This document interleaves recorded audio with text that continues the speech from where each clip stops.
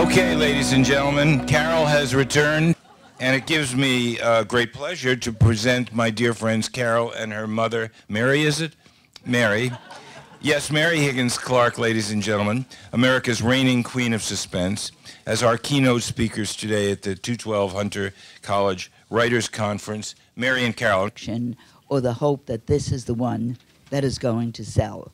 So it is good to be here with a very good friend, Louis Frumkes. I think it's wonderful you come to something like this because I was lucky to have a mother that I could learn the writing business from. The first piece of advice she gave to me about writing was, if someone's mean to you, make them a victim in your next book. So that's... Writer's block is like, we couldn't get a babysitter, or I ate some bad shrimp, an excuse that always gets a pass. But don't overdo it. The same way the babysitter bit loses credibility when your kids are off in grad school. There's an expiration date. You might want to mix it up. After 20 years, maybe you throw in a Ralph Ellisonian, oops, my house caught fire and burnt up my opus. The specifics don't matter. The important thing is to figure out what works for you.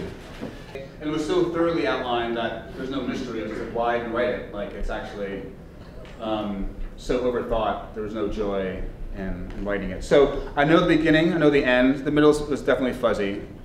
And then when you write, you do research. And when I sold my first novel, I remember my first agent telling me, you know, publishing is in such a crisis right now, right? That was 1988 or something like that, okay? They're always in a crisis. Those were. They're always in a crisis.